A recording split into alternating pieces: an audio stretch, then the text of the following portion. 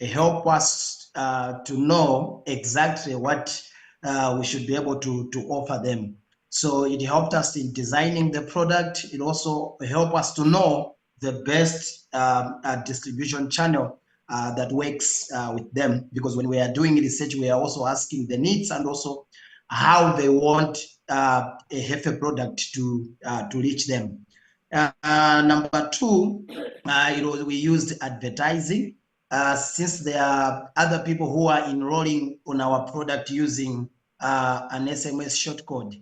So we used social media like Facebook, other social medias like Twitter in advertising the shortcode so that people can register on their own, and also to increase the visibility of the company and also of the product, and also through the branding materials like t-shirts that we are able to give to those communities that we are piloting the product, and also the communities that we are scaling up the product. And also we used sales promotions whereby we could give an incentive to those people who finished the registration and also finish the premium payment, whereby if anyone has registered on the product and they have finished the payment, we could give them for incentive like t-shirts, like wrappers, and others as well. And another one, we used the awareness campaign where we could go to the rural communities and do capacity building. We could gather people in one place, then we train them on how insurance is or about in general, and then later on we sell them the product that we have.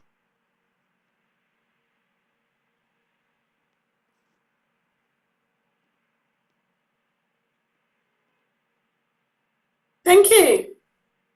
So just hello to the Southern team. I'm not sure if you prepared something for today. Jessica, apologies for being late in joining. Sorry, but we prepare. Hello, I think I've been booted out. Okay, so let me share again. Yeah.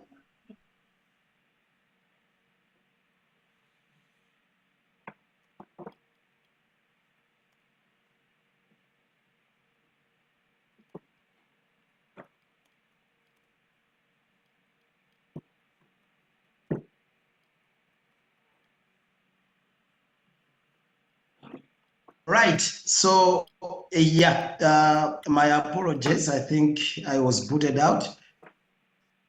Yeah. So the awareness campaign, we could do the capacity building, making sure that everyone have an understanding what insurance is all about in general, and then later we could sell them the product, and also we could use the demonstrating how the product works. These are some of the marketing activities we used in 2023. In regards to other marketing activities that we think our organization should pilot in light of the training, we are looking at TV or radio campaigns, which we understand that we can be able to reach as many people as we can. And also it is almost in every district in our country, and also the use of brand ambassadors, those people who are well known throughout the country, so that we can use them to disseminate the message or the product that we are selling. Thank you so much. That's all we have. Okay, thank you.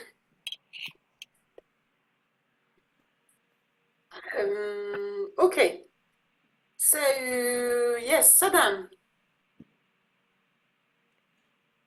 Jessica, we prepared the presentation along with Meadow Plus. So that presentation is over, I suppose. Yes. So yeah, so that was a joint presentation, but no, because Sadhan is an association of microfinance organizations, and we prepare we whenever we design a product, we design along with the microfinance institutions and partners like Meadow Plus. So that is why we do not reach out to the rural communities directly or market anything directly, but we build the capacities of the microfinance institutions and our stakeholders. So that is why we did it together. That is the reason, that is the logic behind doing it together. Because right now we are designing a product together, keeping the rural market in view. That is why. That is the reason. And am I audible? Yes, thank you. Yeah. Thank you, Jessica. And apologies Thank you for for, being late. no worries. Thank you for showing up. Thank you for the explanation. I'd like just to give some feedback to Mother Plus and Saddam, not Saddam, and MIS. So on Meadow Plus, what I see is that, I'm sorry, it's going to sound a bit harsh, but what I see from Meadow, but it's not unusual. The impression that Meadow Plus does marketing like you eat in a buffet, right? You go to these fancy hotels and they have the breakfast buffet, and you have so many things, and you end up trying a bit of everything. Like, we could do this, we could do that. And it's often something that, it happens with a lot of teams. Trying a lot of different things, that you've seen, or that you have been exposed to, or that you have tried, or that you have learned to do. In my experience, even in the normal, let's say in a mature market for a mature product, about 80% of these activities should be dropped. If you, I don't know if you ever happen to have the time and the resources to do so, but you can really do a more detailed analysis for return on investment for each of these activities, and you'll see that most of them are way too expensive for the leads that they bring you. So I would really recommend to do a bit of cleanup and focus on the ones that are where you're certain that the return on investment in terms of marketing cost is attractive, or at least stop doing the least attractive ones. But that's a generic advice for a mature market. As we have seen in the last training, in a non-mature market where people don't know or don't need or don't think they need or don't want your product, what may work in a mature market does not work at all. And this is why I really advised everyone to drop everything which could be considered as above the line, meaning leaflets, radio, TV, paid social media. I mean, social media never is, if you do ever this return on investment, you'll see that social media is actually the least effective and the most expensive channel of all when it's very untargeted. If you have very specific groups of users that are your specific audience and you have a direct access to them, social media will be a good tool to communicate with them, but otherwise social media and digital media in general is a terribly expensive and ineffective route. So all the things that are above the line typically should be dropped. And to the question last time, saying, well, but below the line is very expensive and takes much time. Well, you can save some money by stopping all the rest and kind of reinvesting the money you spend on what doesn't work to what works. So that's one thing. Also, I heard also from the MIS team, also to go back to the MIS team, I'm not sure if my message got well across, because when you say what else could we do, you were mentioning above the line, and it's really something we recommend not to do. So I would really urge the MIS team to have a look again at the slides and reflect on them. And also, some of you use these gifts, or plan to use these kind of gifts. We give them a T-shirt, etc. So first, these are actually quite expensive to both produce, distribute. Second, you would be surprised by how little people wear them. And third, it doesn't drive sales, right? Or it doesn't drive loyalty, etc. So again, this is like kind of one of these buffet ideas. We could do this, we could do that. We could give them key hangers, pens, T-shirt. No, if you want to give them something, you have to give them something that is relevant to what you're selling. So a free health checkups, at the end of which they can subscribe, or they subscribe and you give them a free health checkups, or they subscribe and if 1 year passes and they don't use their policy, give them a rebate or give them a cashback, the value of the T-shirt.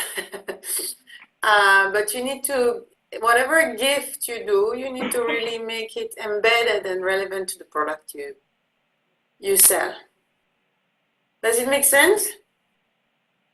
Yeah, I think that's makes sense. Yeah, I think we are also looking at what you explained last time in regards to the same. For example, you have 3 to 4 people, you give them the product for free, and then you allow them to test it. And those are some of the things we are even trying to apply this year. So what you are saying is right. It doesn't guarantee a sale. And if we can give them something that is related to the product, maybe it can add more value than just a T-shirt. Yeah, sure. Okay, good. Any reaction from the MeadowPlus team?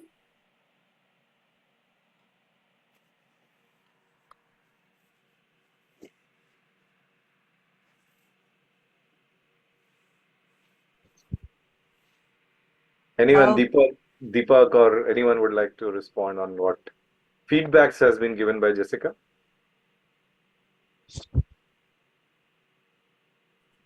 Kushika, okay, go ahead. You were saying something, please. Sure, thanks. So Jessica, thanks for the feedback, and you want to go on? So thanks for the feedback, and most of the items that we are doing currently are actually very on the ground. So they do seem as a buffet of items that we're doing, but in our experience, we felt that this is what was working, and we are doing it at a very minimalistic cost. But having said that, social media as well, we're targeting specific geographies. I mean, doing it only in the areas that we are doing. But yes, that's not that effective. I take that. So it's not that effective though. But very minimalistic social media or digital media penetration. It's all on the ground in terms of dealer boards and leafleting and campaigns on the ground in the villages at this point in time. More to ensure there's a recall value of MeadowPlus. Firstly, because we're a new organization, we're not that old. Because we want that recall value as well. Yeah, I hear you. I still believe that you could do half for the same result. Try. Leaflets first pollute. Second are useless. You can find a much, you can get, you can really get much better value. I mean, you can really drop a lot of the things you do and you will not see the difference, or you can replace a lot of you can combine a lot of the things you do. But seriously, leaflets are a useless strategy. No matter, I don't know why people didn't stop doing leaflets since there is so many studies worldwide that show that it's one of the most ineffective marketing channels. So I understand you want people to get to hear that there is something happening, but building brand awareness in your case is not something that you necessarily need to invest into at this stage, right? Because you don't have any competition. So brand awareness is great when you sell washing powder and there is 5 of different brands in the shop and you want somehow people to remember or to associate quicker to yours than any others, besides of price. And so it's very different. What I'm trying to say is that all these marketing tools many of them are ineffective most of the time. Many of them also are not suited for every time, every purpose. And I'm just saying in the markets you operate, the list shrinks even further. So that's my recommendation, and you'll see that you can actually save a lot of money and perhaps refocus it a bit differently for more effectiveness. So Jessica, would it be possible for you to just the items that we do, we could share a list as well, just help us understand which ones. For example, leafleting, it definitely has a very short memory span from anybody's perspective, hardly a few seconds, or maybe a few minutes, right? So I can bet you that no one decided to buy based on leaflet since the beginning of times. I can put my in the fire for you to bet that. And perhaps the only thing the leaflet might be useful, but it's a very expensive one, is to advertise that you're holding a health camp, for instance. Yeah, that's where we actually use it the most, that we're doing advertising the health camps. That's actually the area where we use it the most. Yes, but if it's just, advertising an event, then perhaps there is other ways to get that done rather than a leaflet, really. It's very expensive. In that sense, perhaps, in that sense, perhaps you need to work more through partners, or I don't know. I thought that in India a lot of things could be done through, local authorities or the local community health worker, and I find that's more effective. It allows you to build a human relationship and a human buy-in, and if the camp is good, whatever person of authority you use to kind of help bring the people there, first, this person probably did a better selection than your leaflet. Second, you have probably paid that person a bit, so this person is going to be a bit, hopefully, helpful to you.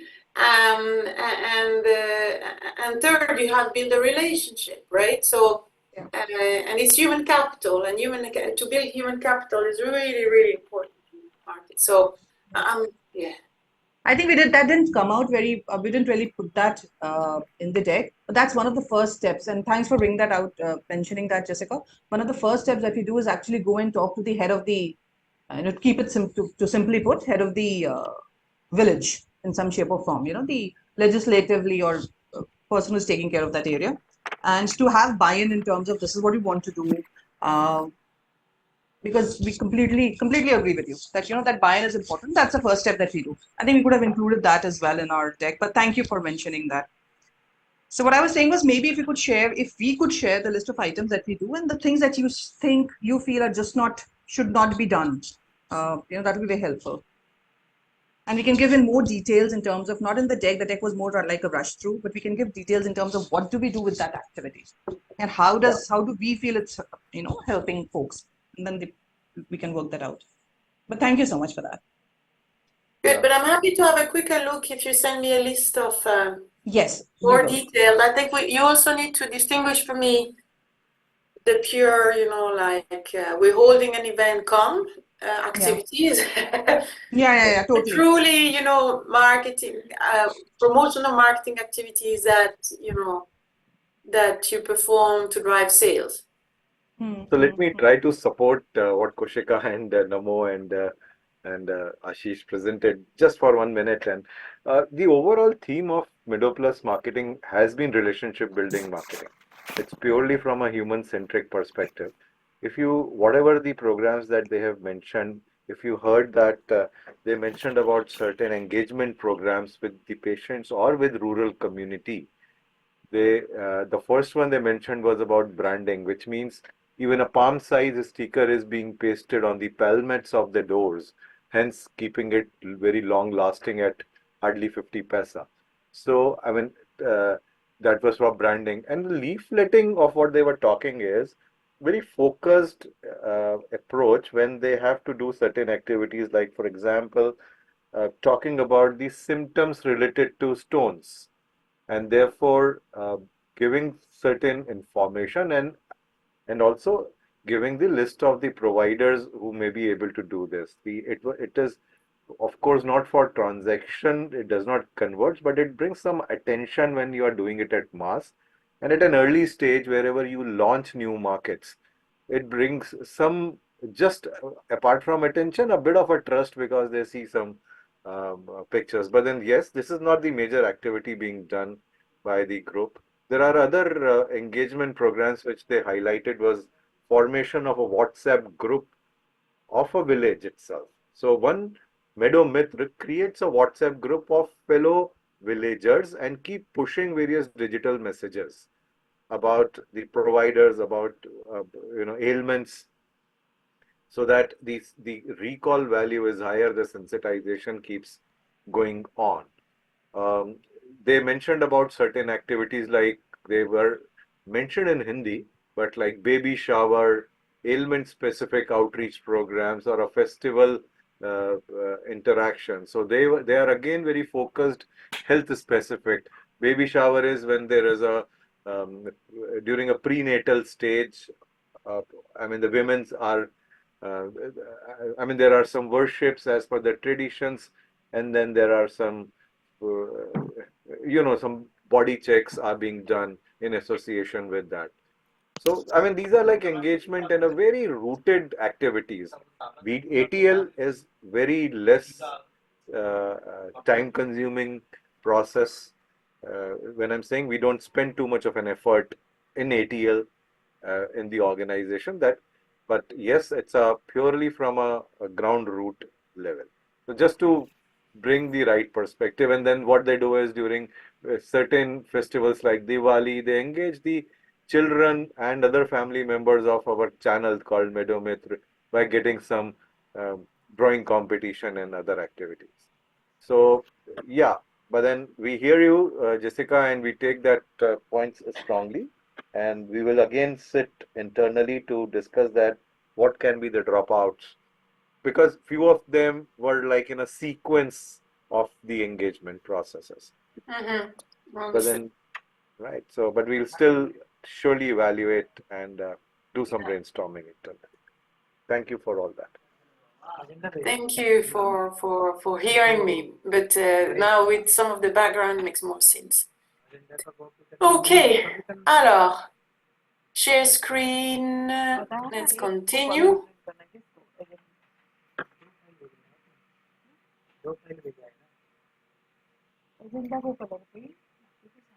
Resume share, yes.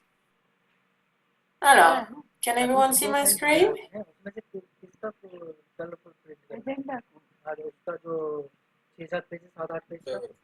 We can. Excellent.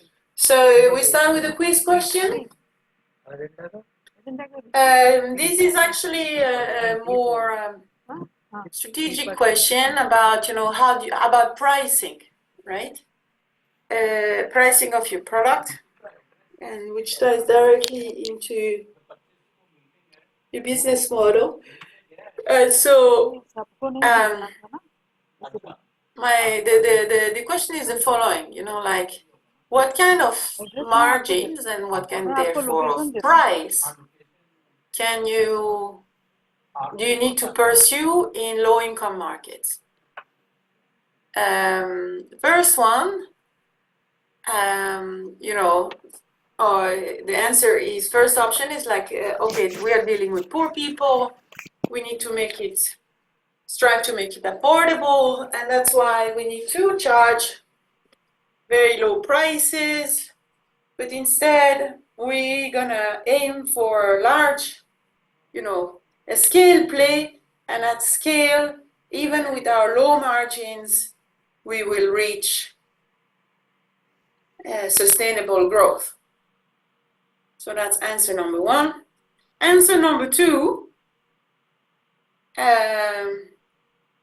is very different, is saying, well, it is very expensive to serve these markets, probably way more expensive than to serve traditional markets because you need to invest into a lot of last mile infrastructure, a lot into education, a lot into product servicing and design, etc.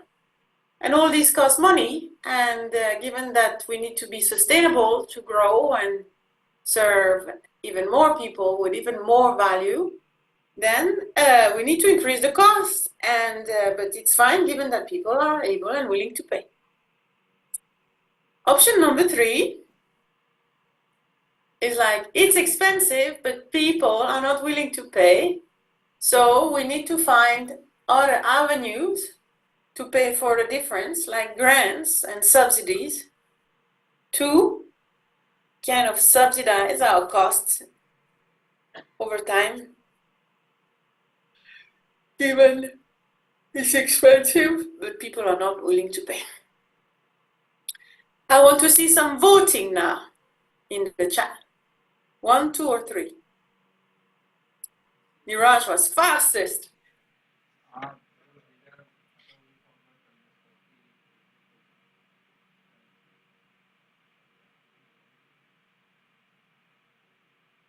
William was second fastest.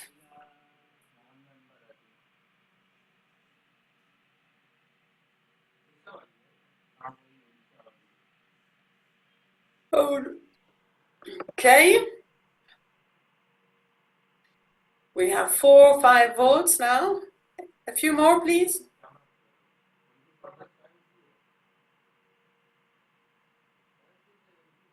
Just to tell me you're around.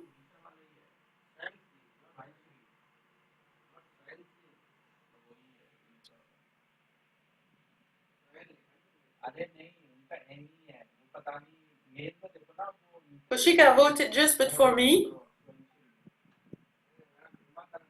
Sorry? You just voted for me, but it's fine. Not Hello, I'm missing Blessings, Ashish, Madalitzo, Robert, Daziona.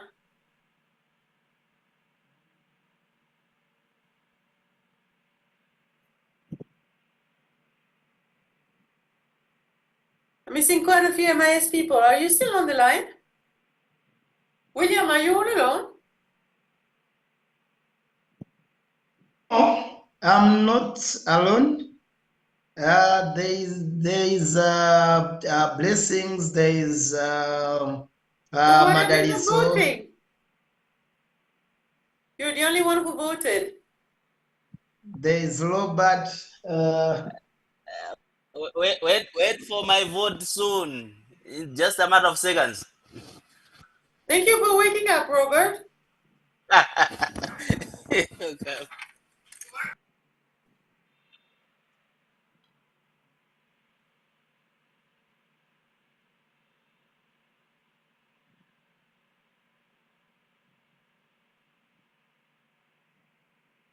We're gonna wait a bit more that people wake up.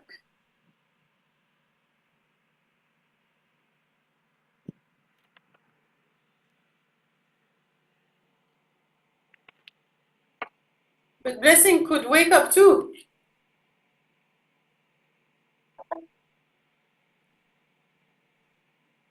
Oh, yes, Robert, thank you.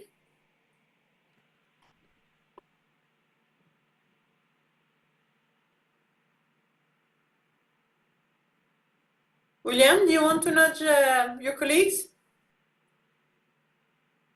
Yes, I'm doing that. I think they'll be able to vote right now. Thank you.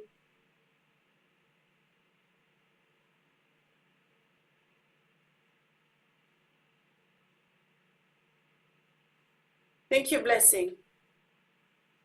So we have, who voted number 3?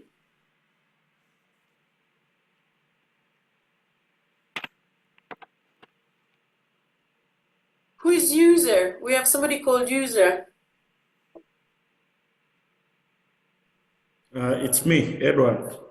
Edward, you are in the minority. Explain why.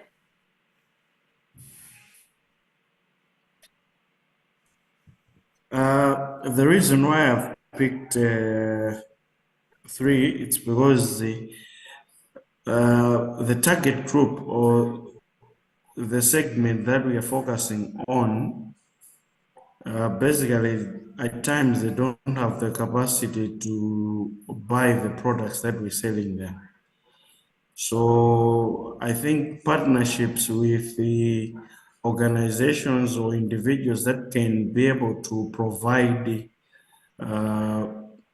premium assistance to these particular groups in the form of grant, in the form of premium contribution to a certain percentage, whereby the remainder should be able to be paid by the subscribing clients. So I think as one way of distributing the product through grants, it's ideal in order to have a social and financial impact on those particular people you're targeting. So your answer is like, if there is free money, why not use it? Is that it? It's not free money per se, because they will also be contributing a certain portion of the premium.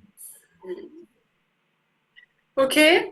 Then we had Robert, who said 1. Robert, you seem to be in disagreement with your colleague. Explain us why.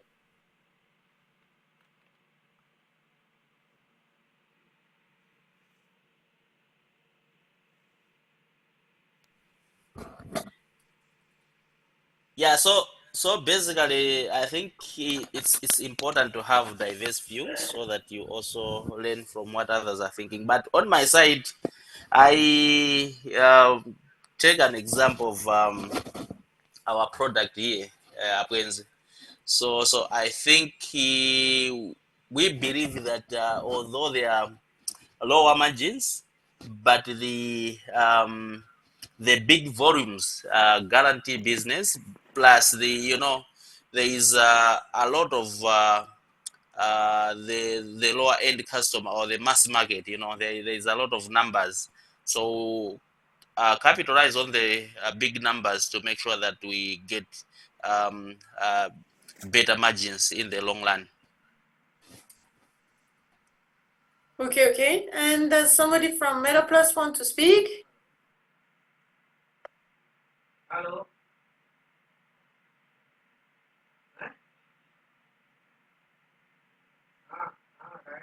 Yes. Yeah. So, Jessica, we have selected one as a answer of this question, just because when we talk of the bottom of pyramid, affordability and the price sensitivity is there in the market. And the when it comes to price affordability and the product affordability, obviously the price plays a very important and prominent role onto this. To get the better margin, a distributor should keep the margin lower so that product can be affordable to the villagers, and subsequently distributor can get the bigger volumes as well. So to get the big volumes, obviously we have the distributor needs to keep the margin lower at a lower side so that products can be can be made available very affordable and price affordable also. So just because of this scenario, we have selected one as an answer.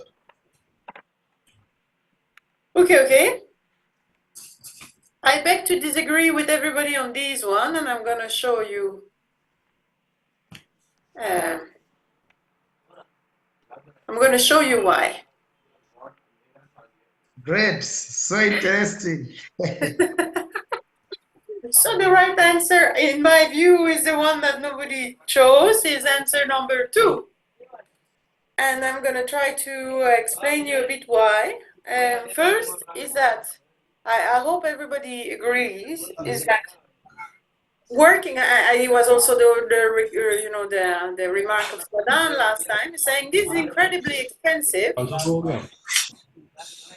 right? And then how do we explain that to investors and donors, right? So I hope we all agree it's incredibly expensive to serve these markets. And here we have actually a range of the typical gross margins that organizations serving these markets register when they are sustainable, or have to register to get sustainable. So as you can see, it ranges from 25 to 40%. So I'm not sure if somebody has their gross margin numbers top of mind. Does anyone in the room know it? Yeah. I think no, absolutely in sync of what you are saying, because we were, I was thinking it from a very different perspective at our ground root level, but then we also see that we are also like a distributor only, and therefore, undoubtedly the cost of serving these markets are exceptionally high, and therefore it requires a higher margin in order for sustainability for the distributor, without a doubt. So we also earn margins, gross margins between 25 to 30% currently. You're absolutely right. So while we practice this, but probably we got distracted somewhere in the question. In alignment of what you are saying, Jessica, 100% in alignment. And what bothers me with answer 1, which is like we will square the circle. You know this? It's a French expression. We will square the circle. Only when we scale, right? Saying, even though our margins are insufficient and our overhead is large, if we the day we will reach, 1 million users or so many groups, we will break even. And believe it or not, but it's a story that I keep hearing and I never see happening. Break even is always 3 years out, always, no matter what. And it's always at a scale point that is very difficult to achieve. And whenever a venture reaches the scale point that they had thought would be the break-even scale point, believe it or not, their costs are gone up. So the break-even point had moved further down the line. Because as you scale, the challenges become of another nature. And to address these challenges, your cost base grows. Right? The complexity grows, you need to invest into different teams, different people, different processes, more security, more after sales, more this, more that. And so the scale story is a very elusive one. There is very few people who crack the scale story, actually. And what I'm trying to say is that it leaves you only with option 2 or 3, meaning you charge these high margins and you try to be break even from day 1 or close to day 1. And yes, it feels a bit scary at the beginning and hard, and that's why a lot of people are looking for grants at that stage. But I often recommended clients to increase the price to a level that would be closer to break even and see what happens.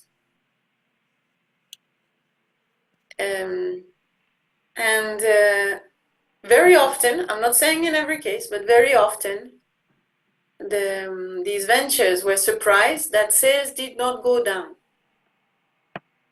You know, the assumption is that if we increase the price, sales will go down. Most of the cases, it doesn't happen.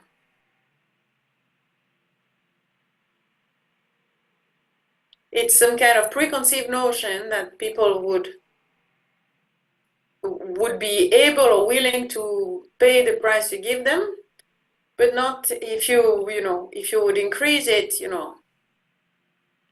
sales would drop. Well, I've seen people double their price and sales would not move.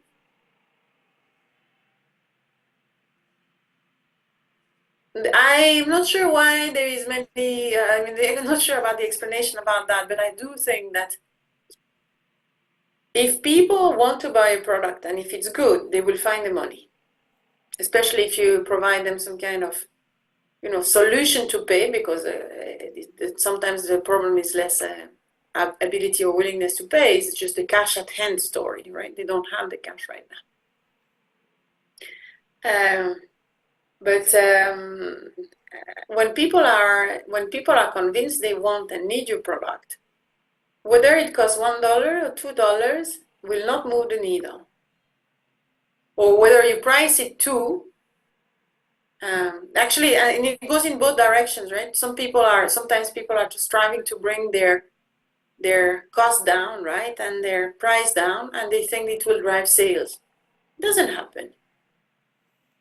You start at $2 and then you go through so much length to bring it to 180, which is a 10% reduction in price, which is huge for you as a company, right? Because it endangers your profitability, and you invested so much in bringing the price down, but it doesn't drive your sales up, right?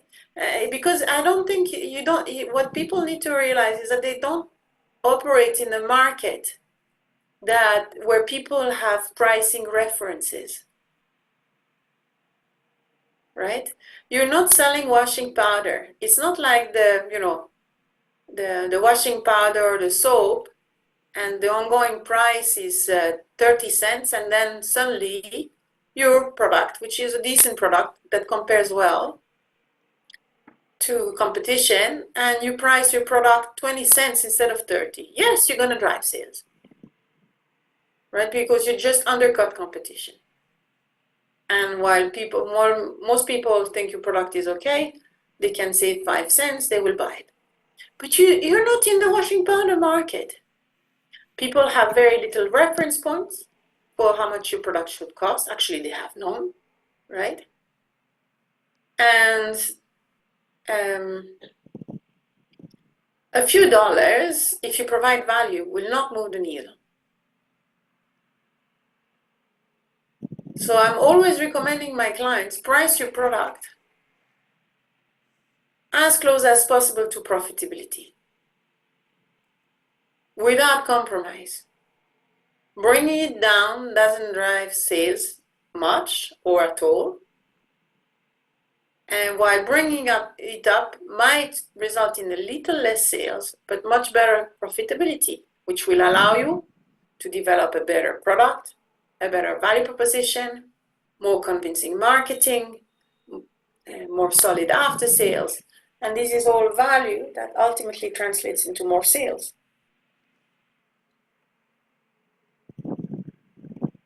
Right? And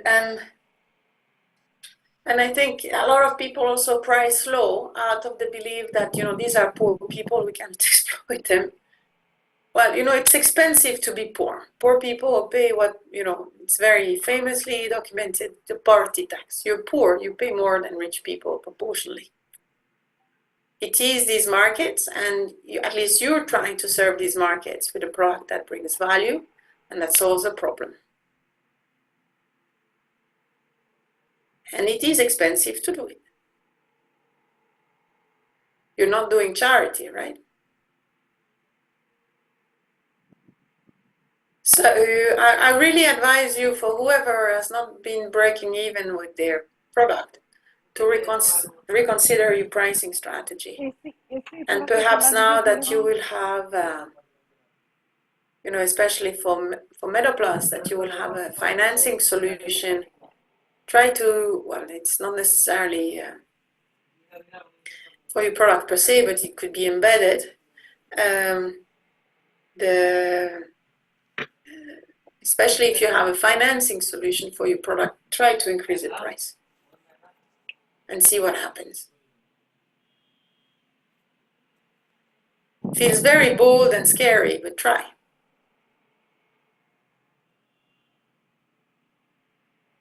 Any thoughts or questions?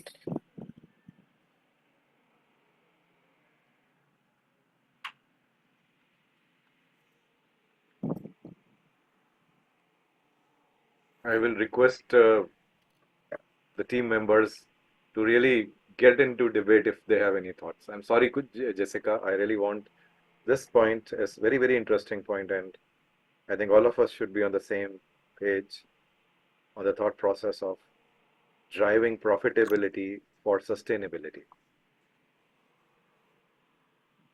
I always, so perhaps also another thought that when I touch this, and I would love to have the MIS team also react, but you know, there is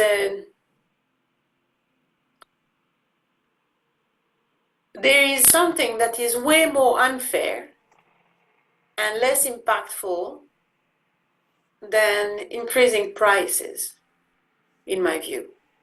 And it is to stay small. If you stay small, because you cannot grow, because you're too cheap to pay for yourself or to pay for your operations and, you know, your own growth, what are you doing? You're just remaining small. What does it mean, remaining small? You're depriving hundreds of thousands of users from your solution. Yeah. And that's way worse, in my view, than having and then charging a slightly higher price.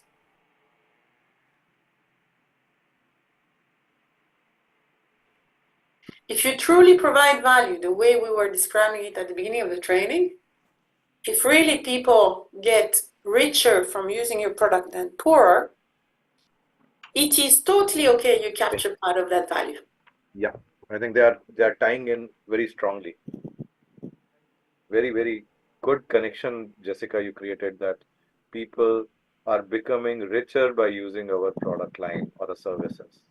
Absolutely. And then we need to charge for that as well.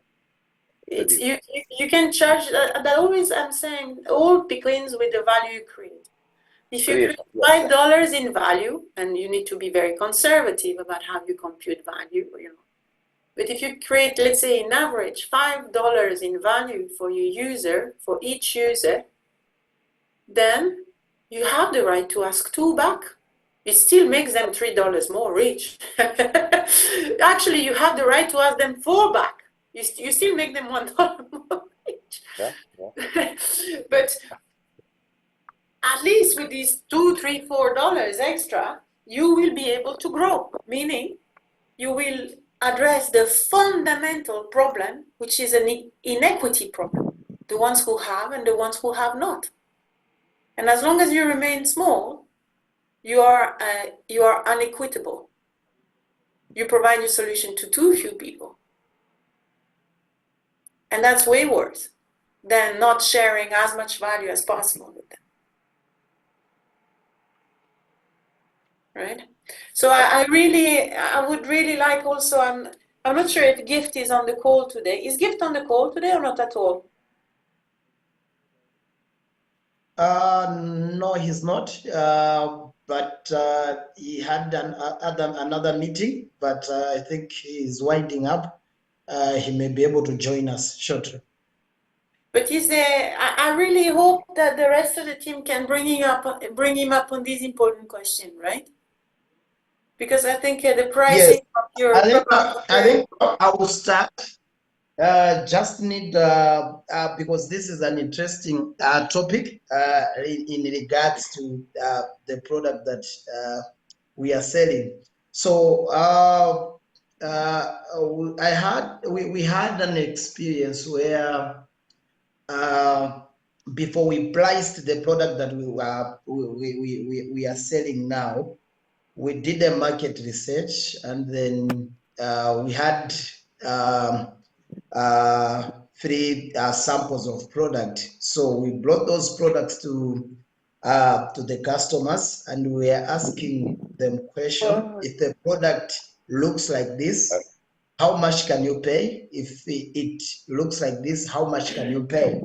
Now, when we analyzed the data, it was found out that what we are proposing in the first place that will help us to generate revenue and to retain the cost. We found out that what the customer suggested, it was way more lower than the one that we decided when we did all the analysis. So my question is, in that case, since it is the same customers who have given you what they think they can afford, if you add the price and then it become expensive, will it not affect the customer power when it comes to purchasing the product? I just wanted to understand. That's why I've brought to you this scenario whereby we have our actual price, which we think it will help us and it will be sustainable if we price in that way. But you have also what the customer wants, what the customers are expecting in terms of price. So in that case, what can you advise? But let me ask you a question. What did you end up doing as pricing? The one you were planning to do, or the one they told you they were willing to pay?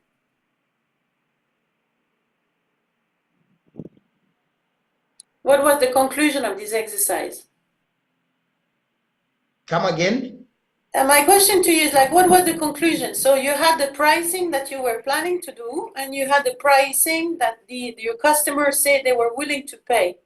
Which one did you do in the end? So, all right. So what we did is we met along the way. We did not fall for what the customer wants, not even what we proposed in the first place, but we met in the long way, whereby we met in the middle during the pricing. So basically what we did is, if the customer says they can afford 2 kwacha and our actual was $2, if our actual was $5, then we met in the middle to say, okay, then let's put it at $3. So now they are not unhappy. Your customers are unhappy, and you are unprofitable. Yes. So you still met the customer. They said, no, this one is too expensive. But at the same time, if we bring it lower to what the customer wants, then will not be profitable. Yeah, so I really think, seriously, was this William, if you ask a poor customer, how much are you ready to pay for a product you never thought about and you never thought you wanted or needed, I tell you, you're going to get a very low number. Yes, I agree. If you ask any poor customer, do you find these expensive? No matter what the article is, what will they answer? Yep. Yes, it's expensive, right? Do they ever say that the product is cheap? No, never. Never, right? When you ask them, what could we do better for you? What do they ask always? Give discounts. Give discounts, yes. So Yeah. And so whether you start from $10 or $2, will you get a different answer? No, they always want No, it no. cheaper. They always say they don't have enough cash, right? Yes. Right? Even if you give them the most dirty, cheap, impossible to sustain price, will they complain about it? Yeah, I agree. Will they say they don't have money? What? No. If you give them at whatever price, if you are able to prove that value, they will not complain if they are able to find that value. Yes, exactly. You need to do value-based pricing, right? They need to understand the value. But even so, right? Even so, they always complain it could be cheaper because, hey, they have so little cash at hand at any point of time. It's really difficult to part with it, right? What I'm trying to say, William, is that there is no way to fight that fight the way you do. You need to focus on the value you bring them. If they are convinced of the value you bring, Yes, I understand that. right? And like you will have the same Yes, discussion. You will have the same discussion about a Wednesday, whether you price it at $2, $3, $4, or $5. You will have the exact same discussion. And what I'm trying to tell you is that if you would have priced your Wednesday product at higher, I am 95% sure that you would have sold the same way. Why? Because they don't have a reference point. So Jessica, there is some differential thoughts which is coming into my mind. Just wanted to share. I don't hear you so well. Can you speak closer to the... Yeah. Okay. So there are few thoughts which are coming into my mind. Just wanted to share it with you. So see, the cheaper product and the affordable products are two different products, right? What we are seeing and what we are actually experiencing is that you have to make your product affordable in order to get the perceived value of the product to the customer, right? So affordable price actually plays a very important role in dealing with bottom of pyramid target audience.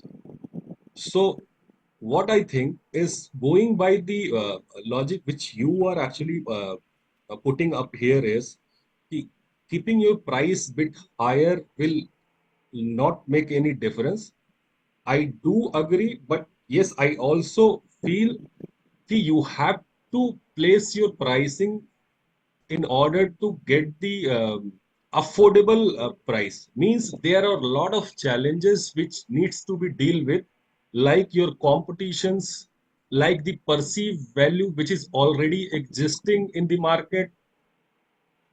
So these all, there may be one or more, one, two, maybe three, four more reasons to get the pricing at an affordable rate. So what I'm saying, you have to keep your pricing affordable whenever you are working in bottom of pyramid, because that actually plays a very important role for making the buyer's decision, because a lot of decisions are based on the pricing in these target audience. So you have to keep your pricing bit affordable so that perceived value and the buyer decisions can be made uh, through this. Yeah, I would like to, I would like you to tell me what is affordable. Affordable first, being, you and I sitting from a privileged background, what we call affordable is a very vague notion, right? But yes, we can look at it, from a hard numbers point of view, right? You can try to figure out how much do they actually earn cash. Very difficult thing to figure out, by the way, right? Because nobody will tell you, or But let's assume you get to the bottom of the truth and you figure out how much your typical household has cash, over 1 year. We both know that, cash movements for poor people, especially in rural areas, go up and down, right? But let's take an average per year, right? And then you look at what percentage of that amount can you reasonably claim, right? If you want to really start from their situation, and you reasonably claim once they have paid for everything that is essential, hopefully, food, some basic necessities, hopefully the kids' schooling, etc. And then you can see, how much of in Switzerland, how much of our income goes into insurance. So that you know, right? 15% of our income goes into basic insurance. 50. So, like everything is a bit, but you can try to look at the right number. What I'm trying to say is that poor people are value buyers. They're really value buyers. So for a lot of things that, the things that they need, the basic necessity, they will really compare and try to get the cheapest, except for the things that matter, right? Or for the things where they're really looking for a specific thing. But poor people can also buy a TV. Whether the TV was the best next thing they need to buy, we could argue, right? They also, they could forego kids' education to buy other things that, you and I could think, I don't see the point, right? But, it's all about the perceived value. So your job is to build that perceived value, because price cannot be the reference point in your case. And it is not, can they really compare the price of your insurance or your product in terms of bags of rice? Is this the right comparison? No, you need to help them build a value comparison, right? This is how much it costs for how much I get. And yes, you could argue that, yes, perhaps we cannot ask 20% of their income to pay for our product. This is not doable. But don't forget, it's not 20% of their income if you make them richer.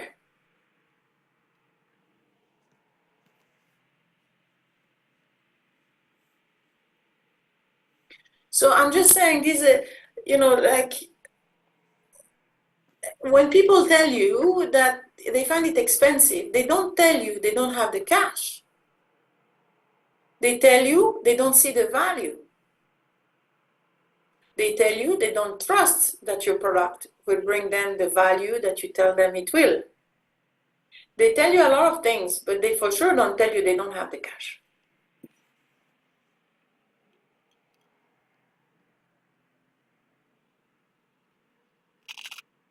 Right, so I would really urge you to also for Benzi, right? If you can talk to Gift, perhaps you do geographical based expansion. Try to convince Gift, William, to do a pilot for me, just to humor me, right? Open a new area, hopefully not too far from where you operate, so we have similar conditions in terms of income and profile of users, but not too close because obviously people would be upset if you charge them more than the neighbors, right? And do a pilot whereby you charge, higher, 20, 30, 40% higher than what you charge now. And try to see if you have less sales over time. I bet not.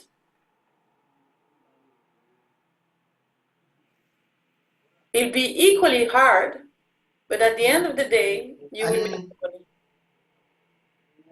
Okay. For me, I think it's an eye opener, and I've enjoyed the discussion because the challenge is always are you falling for what customer wants or what the customer is expecting? But now, from my explanation, I've gotten an insight. The customer will never say this is enough. Will always look for the less. And also looking at the market segment that we have in here in our country, is that almost 80% of the population, they are in the rural based, and they are in the they are low income earners, and sometimes it is so hard when it comes to the pricing of the product, looking at what they make, because they live below $1 a day. So you are like, if we structure this product like this, will they be able to afford it? But now, through the explanation, I think now I've been enlightened on how best you can price the product so that it can be profitable at the same time, affordable to the customer. Thank you. Welcome. Don't forget, you're not making them poorer, right? You're making them richer. So it's not that you're eating it. First, the $1 per day is a fallacy, right? But anyway, we're not going to go into that. But if you truly make them richer, it's okay to ask for a part of that value back.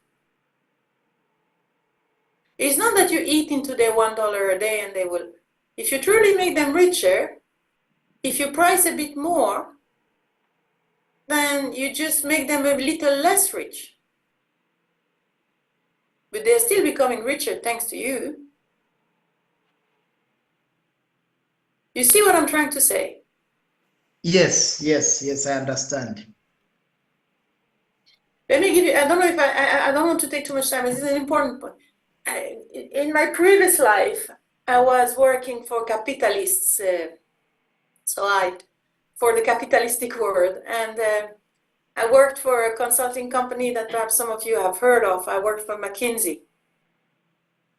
It's a very famous consulting firm, very expensive. Many years ago, when I was working for them, and it was many, many years ago, do you want to know how much my daily fee was? It's not that I'm bragging, I'm just trying to give you an example. Give me a wild guess as for what my daily fee was. How much was it? You give a guess, William. Maybe maybe 20,000. I mean $5,000 in a month. In a month? No, I'm asking about the day. We were charging per day, not per month. So maybe around $400 a manpower. A man 400 a day? 4 to 500 a day. Just maybe $200 per day. Any more votes in the room? Just hold on. Let me just convert it. Give me a second. I don't want to do back of the envelope. No. It should I was based in Zurich, so I don't know the prices in India. It should be at least $2,000 a day. Okay. It should be about $2,000 a day. My apologies, I didn't calculate. Okay. No, I think because you have said it many years ago, maybe probably $100 a day. William, you're so naive. It's sweet to see. No, of course I didn't see the money, but what the clients was paying for people with my profile was $6,000 to $7,000 a day. Oh, wow. Yeah, shocking. Wow. Yeah, a team. And that's a long time ago. How many years ago?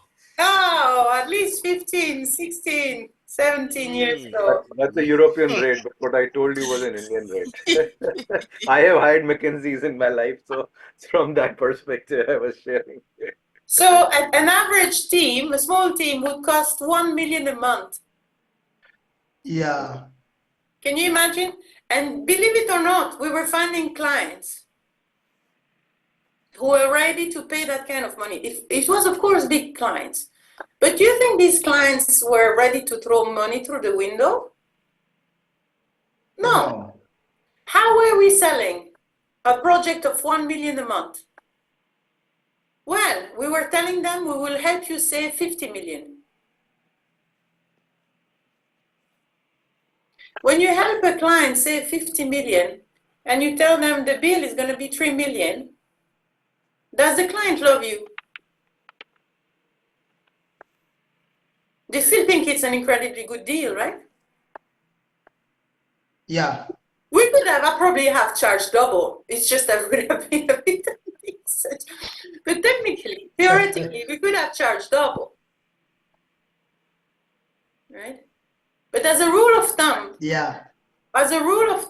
we were always taking more or less 1/3 of the value we created.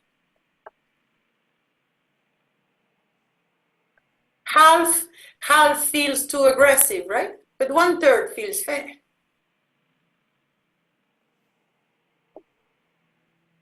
But that's for people who do a lot of math, and typically your markets are not so sophisticated to deal with such numbers. But what I'm trying to tell you is that you're not making your clients poorer, you're making them richer. It is fine to capture some of the value you created for them. That's why the first exercise in the whole deck was that compute me the value. The tangible value you can systematically claim that you create for each single of your clients in ways that are tangible or not. And find a way for you to describe that value to them in a way that they believe it and trust that they will realize it. And build, if you cannot do that, build your whole marketing strategy around making that value tangible and trustable for them. If you have done, that's your number one marketing objective. Once you have done that, pricing is much simpler.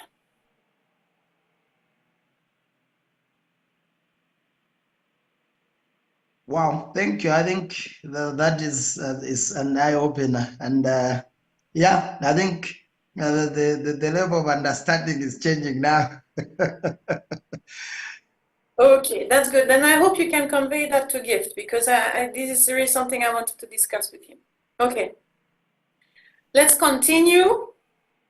We have a very cool chapter ahead now, so let's dive into it.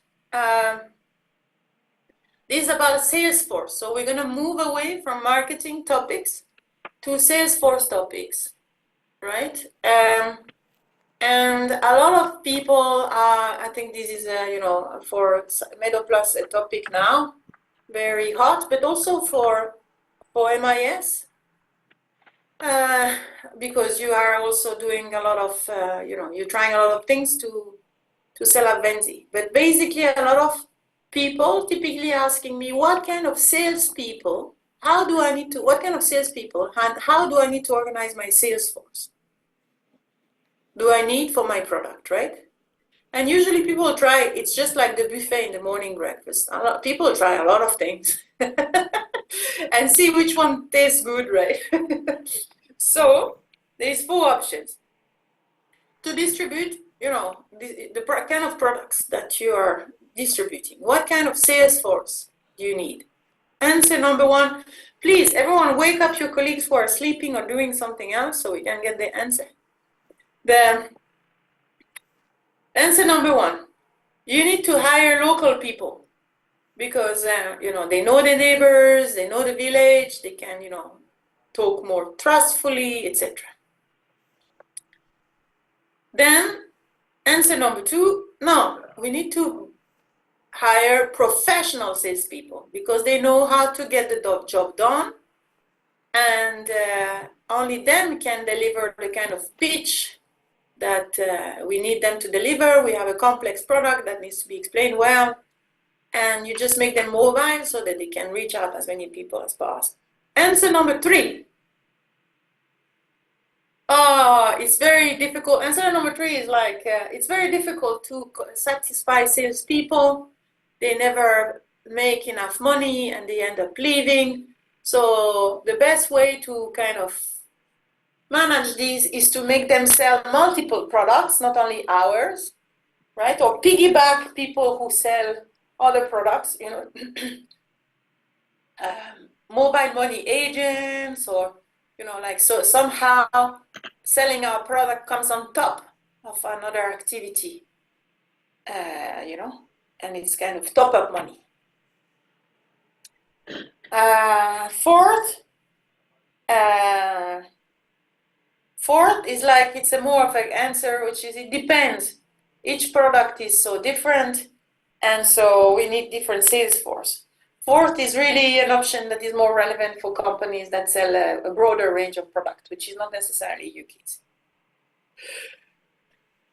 Okay, who wants to vote? I'm curious to see who is going to be the first one, huh?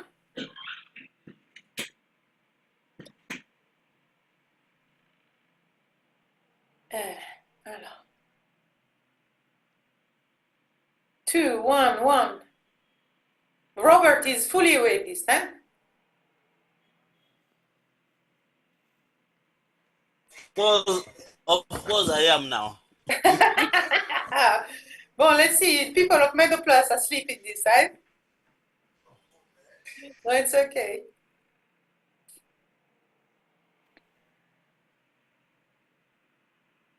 Allez, a bit more vote, please.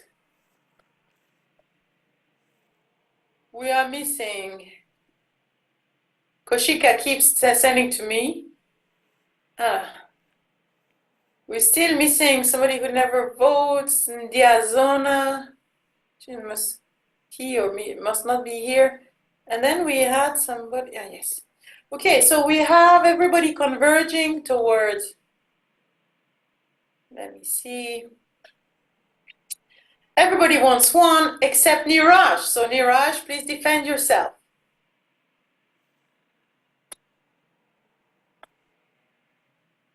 Niraj, why did you choose 2?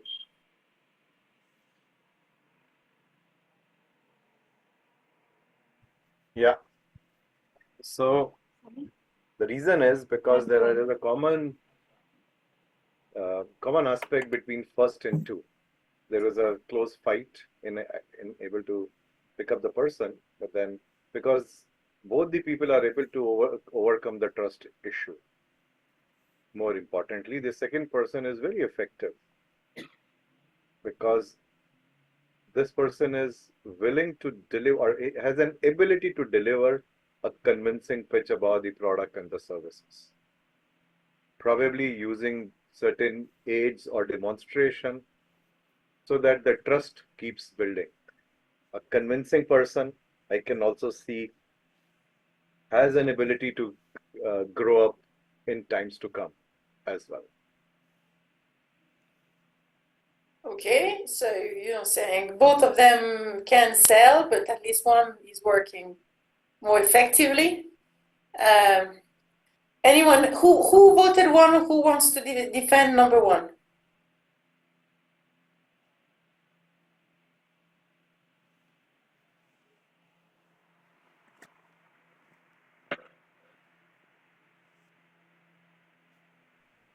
Yeah. So according to me, I feel that local person are well aware about their society, area, and the people behavior, and as well their buying capacity.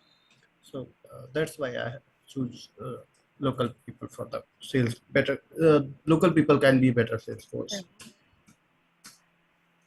Thank Oh, you. you need to defend that a bit better. It's not convincing. Is it Maybe for me, maybe I would say local people. When we are engaging local people, number one is that they are well known in that territory, and we are now on local people. We are not just looking at everyone. For example, I'll give an example. When we were doing a pilot of our product, we engaged the traditional authority. So he's like the overall person, and his word is a command. And now when people see that the one who is in charge of the territory is aware of us, they are able to trust in your product, because they know that if the traditional authority is aware, then it should have been it is that they have done a due diligence of the institution.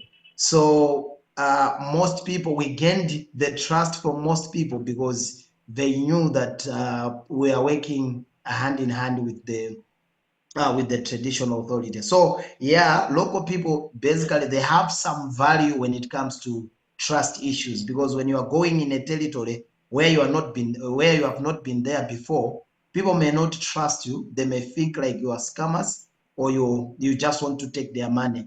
But when it is coming from someone who is in the authority in that location, it's able to build a trust. Okay. Now, Yeah, I think just also to spice up what William has said, it's even more important on institutions like us selling an intangible product, because if we just go or I lost hello. you. Yes. Yeah, so it's very important, especially in our case where we are selling an intangible product. Yeah, so we go and ask them to pay for a product that they don't have at hand, and then 1 or 2 days later we are not there. So probably the sale won't complete. So with the presence of the local sales representation, it will really help to enhance trust and the uptake of the product. So it's very important to have the involvement or the inclusion of the local sales force in the sales team to make sure that the numbers are driven up. Okay, like given that we're getting to the end of the training, the quizzes are becoming a bit more complicated, right? So this was a quiz question that is tricky. So actually the right answer is not in the list. I'm sorry. So the right answer is it depends. Let me show you. Now I'm going to use some charts that you might find a bit complicated, but bear with me because these are some of the most insightful slides in the deck. First slide is sales productivity. What is sales productivity? Is how much a salesperson sell in average worth of value per year, right? So sales, we can see here that we had what, 25 or more organizations, and we looked at the sales productivity of their salespeople, meaning how much sales value one salesperson would in average sell per year. And you can see a huge variation, right? In some organization, the average salesperson would sell 1,000 worth of product per year. And in some other organizations, one salesperson would sell 1,028,000 worth of product every year. So, and I would love that you would know your numbers. I don't know what these are, as sales and marketing people, sales productivity is one of the ratios I would really, really, urge you to know and monitor. But I'm wondering where you salespeople stand. Right. And in general, but this is a deck that is a few years old, but I find it still surprisingly works well. 2 weeks ago, I was giving this training and actually all the numbers were working still. But it was for organizations in East Africa. If your average salesperson sells less than $20,000 in a year, then you have a problem. This is why you have this threshold line around 20,000 per year per sales person on the chart. So I don't know if anyone knows the number by heart. How does the 20,000 threshold feel like? Do you have a problem because you're below it or not?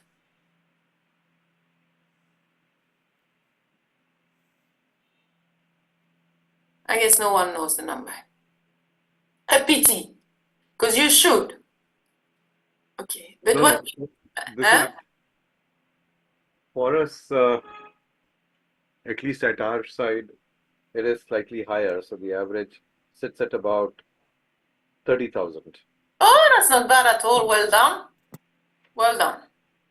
But so But this is the sales value and not the gross margin. yeah, we agree. Sales value. Yeah. So sales value is good. If you're above the 20,000, at least the deck was made 10 years ago, so so there was inflation and all, but I think you're good. I'm not sure about MIS. Anyway, what we see also is that it's very difficult to be above the threshold with part-time salespeople. Oh yes, without doubt. Yeah, that's true. Oh, so in general, we tell people don't try with part-time. Don't try with people for whom this is a side activity, because then these people will really struggle to reach a threshold. Why is this threshold important? Let's look into it. On the left, sorry again, it's full of graphs, but it's quite really interesting. On the left-hand side is the same graph, right? The sales productivity per salesperson. On the right-hand side is how much they are getting paid. All right, so, and you can see that the magic bar is cutting around 2,000 per year.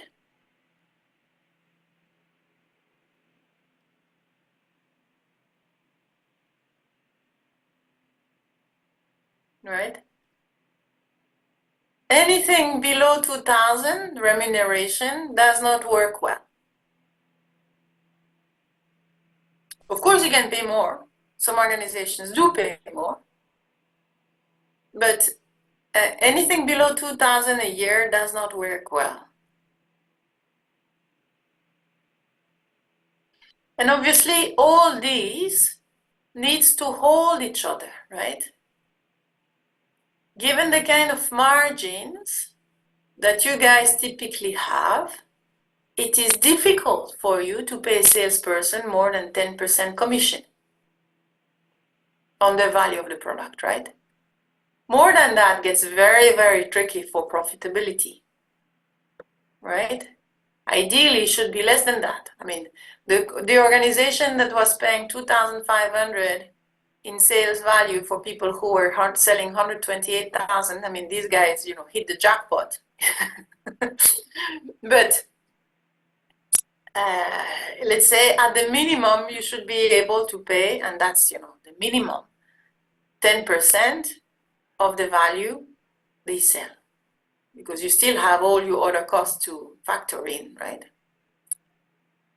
So all and below 2,000 a year, you can see that these salespeople start leaving. It's not enough. It's too hard, and it's not enough. So you somehow don't keep them motivated, and you don't give them a salary that is competitive enough for them not to start doing something else. So all these parameters need to hold each other.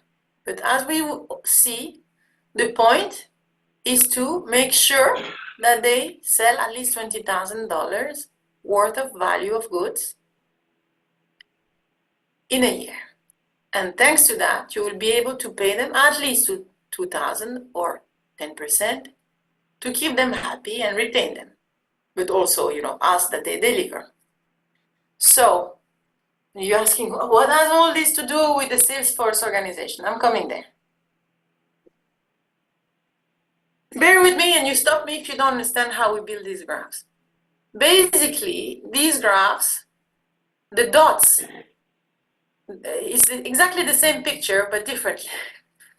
The dots are the organizations. So we had 25 organizations that we benchmarked in the previous slide. And the dots are, each dot is one organization, one venture, if you want. And the bar, the yellow bar that was in the previous chart is also in this chart. You know, is the $20 sales per salesperson per year. Anything that is on top right side of the bar, it's organizations that manage to have more than 20,000 of sales per salesperson per year. And anything that is under the left side of this bar is organizations who fail to reach that threshold. And you can see that there is dots that fail, that are below this bar, and dots that are above this bar. Above the bar are successful ones, below the bar are unsuccessful ones. Now, if we try to cluster these people, you can see, let me explain the graph and then I will explain the cluster. The graph on the y-axis, you have the number of clients that each salesperson successfully sells to in a year. So it ranges from a few dozens to a few thousands, right? And on the x-axis is the price, is how much the client pays. You can see it ranges from a few dollars to $1,000 plus.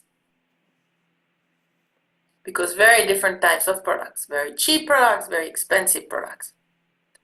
Now, based on that, you can see that there is basically 4 clusters. I'm sorry, the gray cluster is a bit misplaced, but basically you can see that there is 4 clusters of 4 models, 4 sales force models coming together. The first one, I call it, is the bottom right corner. I call it the farmer model. It's basically the organizations that sell very expensive products, so in the hundreds or in the thousands, to few people, right? So they have only a few hundred customers a day to whom they sell very expensive products. At the other end, up top corner, you have the hunting model, right? Which is basically selling very low tickets, very low priced products, very, low value products or low price products to thousands of people, right? So again, you can make the 20,000 in sales either by selling big tickets to few people or small tickets to many people. So you have the hunter and the farmer model.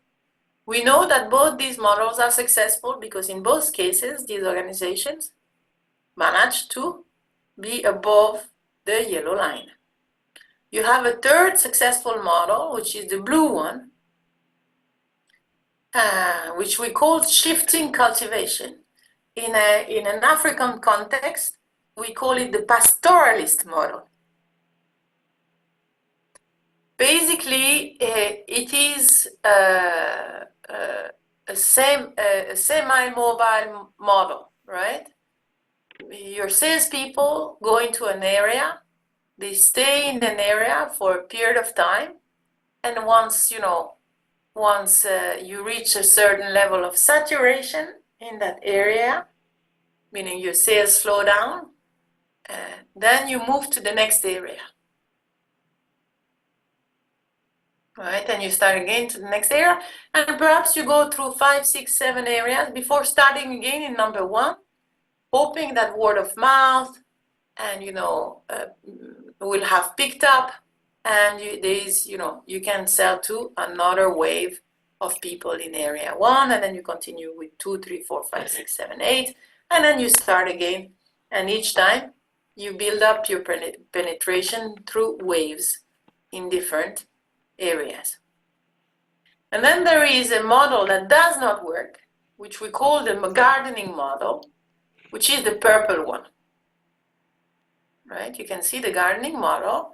It's people who sell little amounts, little services or products that are low priced to just a few hundreds of people. And we know that, but of course, if you sell low to few people, then you're not gonna reach the 20,000 sales bar. Now, you need very different sales profiles depending on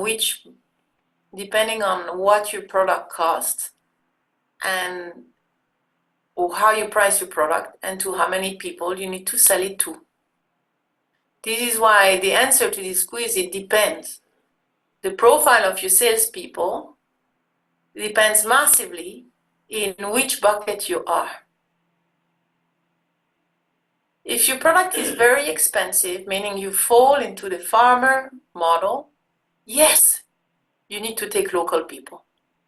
You need to choose them so well, because you need to choose really local people who are driven by passion, by trust, who have an incredibly high reputation in the village, who really fell in love with your product. And they will not sell many products every day, but they will manage to close very expensive sales because of the trust and reputation and proximity and clout they have in their communities. And it will take them weeks or perhaps months to close a sale, but these are the kind of sales profile you need if you are in the farming cluster. Now, you guys are mostly in the hunter model, right? You need to sell a lot of your products because in general, they are low priced. You need to sell in the thousands of them to be above the bar. And now you need hunters. You cannot take farmers. Who are hunters? Hunters are professional salespeople. They are people who are on a motorbike and who are able to reach out and sell convincingly small amounts to thousands of people. Right? You need sales machines, mobile sales machines. Right? Very different. Because imagine these people need to find 1,000, 2,000, 10,000, 5,000 sales people who are ready to buy this product from them. And that takes just lots of skills and experience in sales plus mobility. Right? Same for the shifting cultivation model. You can take, you should take people who are ideally professional salespeople or local people in some cases, but are very mobile. So forget about taking women, right?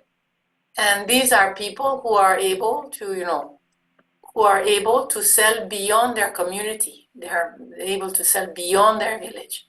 They are able to be away from home for weeks in a row.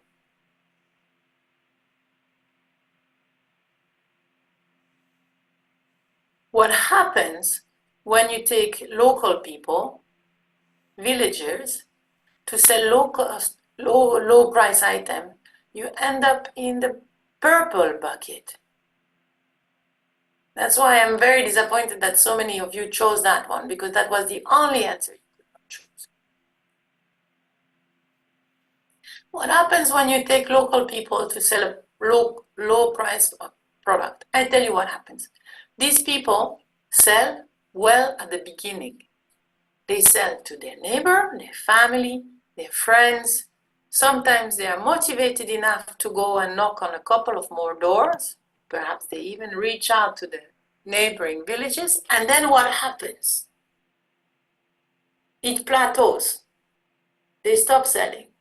Happens sometimes after 1 month, sometimes happens after 3 months, sometimes happen after 6 months. But at some point,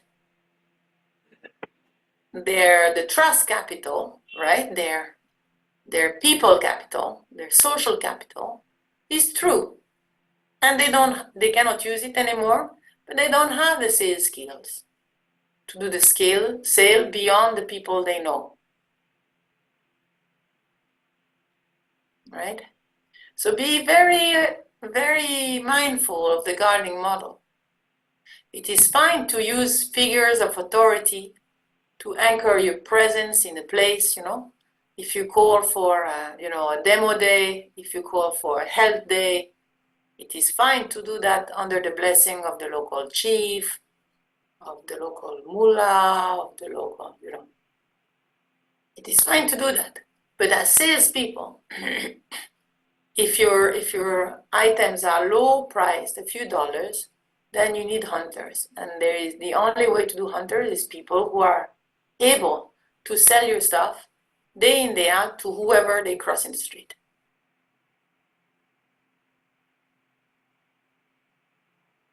Does it make sense?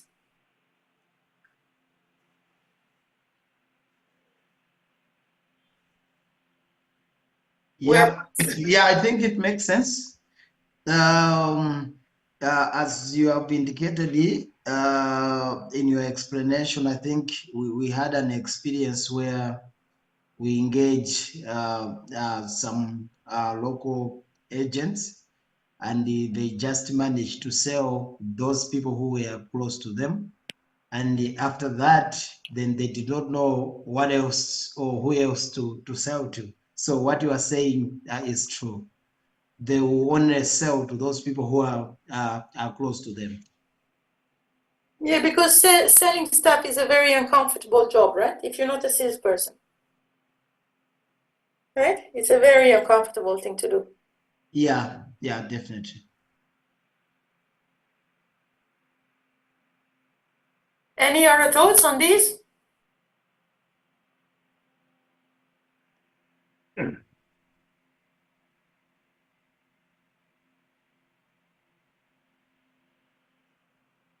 Brilliantly placed, Jessica. Thank you. Okay. So we need to call it a day. I'm sorry. I'm so bad again. We didn't manage to finish the deck. We will need we have one more session about Salesforce retention. And then we have something about benchmarks. My question to you is, when do we talk next? It will need to be the second half of August.